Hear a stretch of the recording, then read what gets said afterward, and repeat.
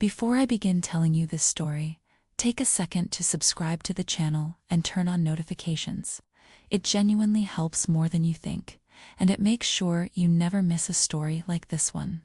Because what you're about to hear isn't just another random moment from someone's life. It's one of those rare experiences that stays with you, the kind that quietly reshapes how you see people, relationships, and even yourself. Some moments don't arrive with warnings. They don't build up with dramatic music or obvious signs. They just happen. One second you're living your normal routine, thinking everything is predictable, and the next, something shifts. Something small, almost unnoticeable at first, but powerful enough to change everything that comes after it, for me. That moment didn't happen during some big event or life milestone. It happened in a place you wouldn't expect. A quiet place. Was my stepbrother. Now I know how that sounds. It probably raises questions immediately, maybe even assumptions, but nothing about what happened that night was planned, forced, or intentional.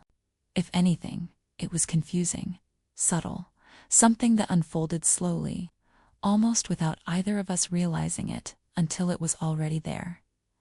To really understand it, though, you need to go back a couple of years, because stories like this don't begin in a single moment. They begin long before that moment ever arrives. It started when my dad told me he was getting remarried at the time. I didn't react the way you might expect. I wasn't angry or excited, or even particularly curious.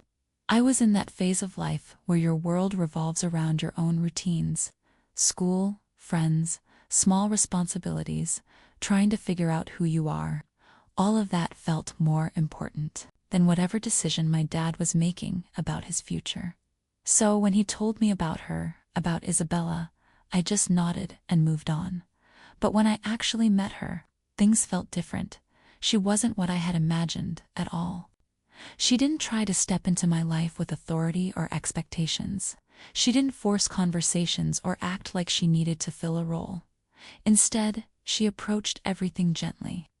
She spoke when it felt natural, listened more than she talked, and never once tried to replace anything or anyone. It made things easier, a lot easier than I thought they would be. But Isabella didn't come alone. She had a son. And that's where Liam enters the story. Liam was only a year older than me, but if you didn't know that, you'd probably assume he was older. Not because of how he looked, although he was tall and athletic, but because of the way he carried himself. He had this quiet confidence, like someone who didn't need to prove anything to anyone. The first time we met, I expected things to be awkward, that forced politeness, that strange distance that usually comes with new family dynamics. But that's not what happened. Instead, he treated me like we'd already known each other, not in an overwhelming way. Just small things, casual conversation, light jokes, a relaxed tone that made everything feel normal. And somehow, that normal feeling stayed. In the beginning, we weren't close. We were just comfortable around each other. But over time, that comfort turned into something stronger. We started talking more, hanging out without being asked, sharing random thoughts that didn't really matter, but somehow made us understand each other better. We developed inside jokes, the kind that don't make sense to anyone else, the kind that make you laugh for no reason other than the shared memory behind them, and slowly, without any effort, we became friends. Not stepbrothers who tolerated each other. Friends who happened to be stepbrothers. People noticed it too.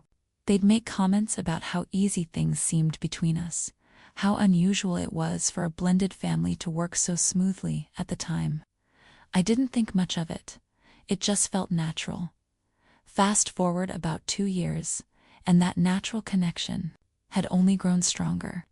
By then, we spent a lot of time together, studying, gaming, talking late into the night about things that ranged from completely meaningless to unexpectedly deep. There was no tension, no rivalry, no hidden discomfort, just ease. So when Liam suggested we spend a week at the family cabin, I didn't hesitate. It sounded like exactly what I needed. Life had been overwhelming. School pressure was building, routines were getting repetitive, and everything felt a little too loud. The idea of escaping to somewhere quiet, somewhere removed from everything, felt perfect. The cabin was one of Liam's favorite places. He talked about it often, but I had only been there once before, during winter. Back then, everything had been frozen. The lake was covered in ice, the trees were heavy with snow, and the whole place felt like something out of a postcard.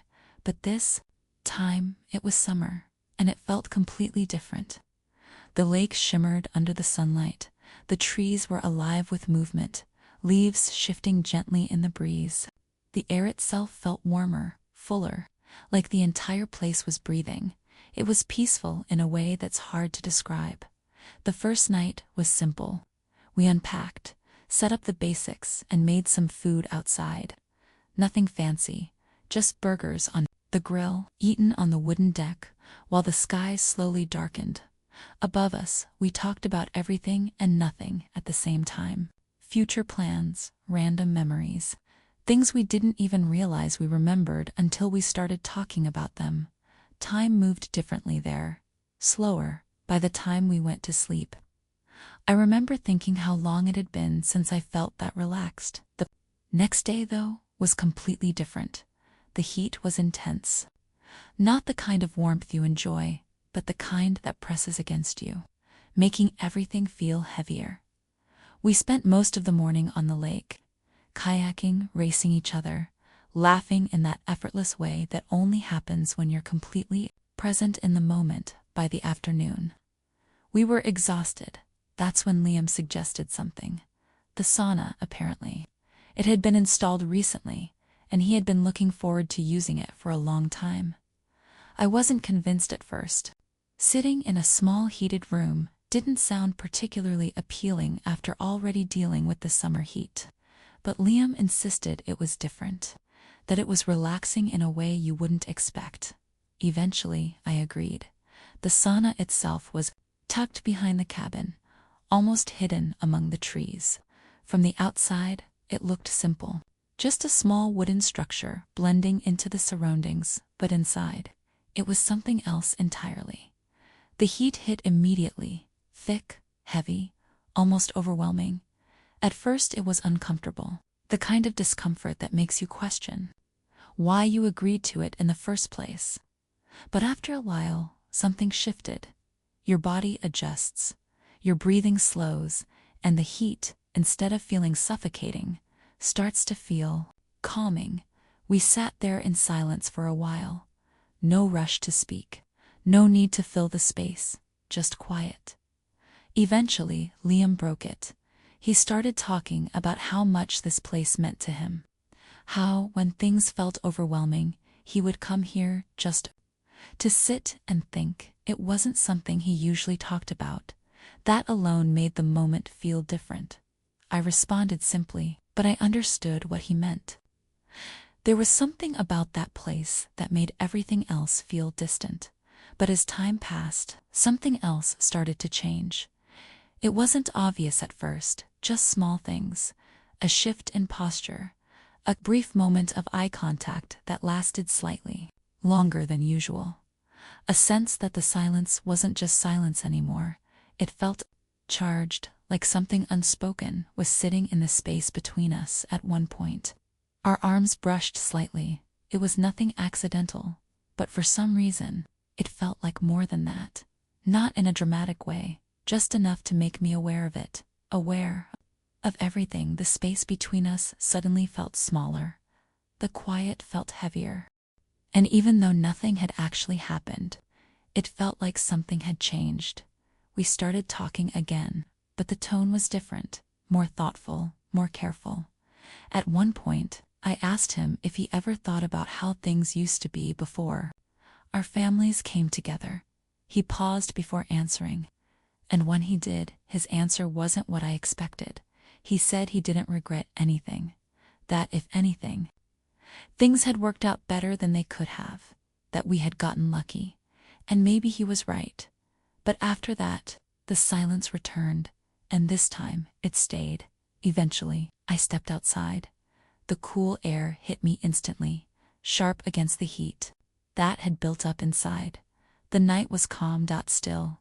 The lake reflected the sky perfectly, like a mirror. I stood there for a while, trying to clear my thoughts, but they kept circling back, to the sauna, to Liam, to that strange, unexplainable shift. When I went back inside, he was still there, waiting. Not in an obvious way, just present, and then he said something that changed everything.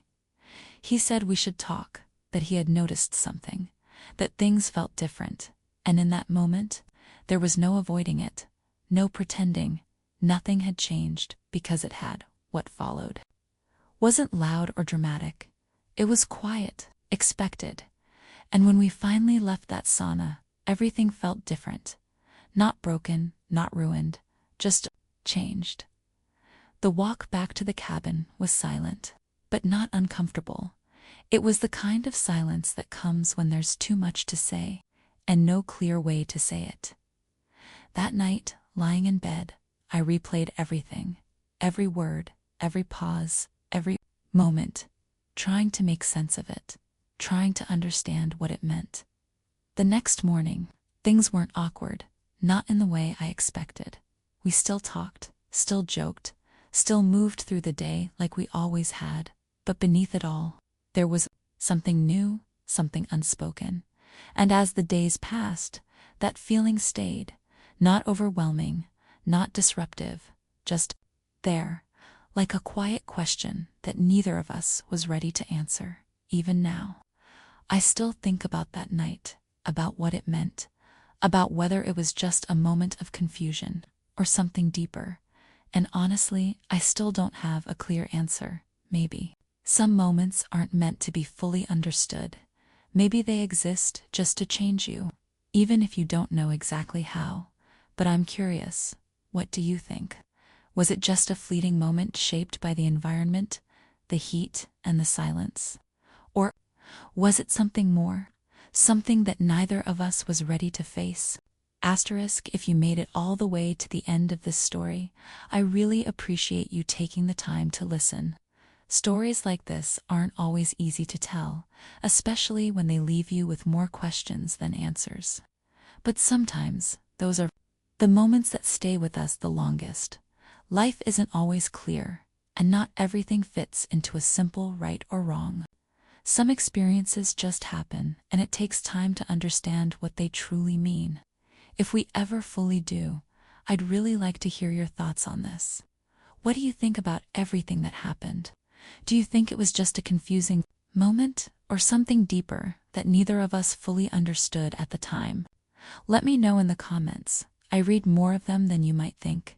And if you enjoy stories like this, don't forget to subscribe to the channel and turn on notifications so you never miss the next one.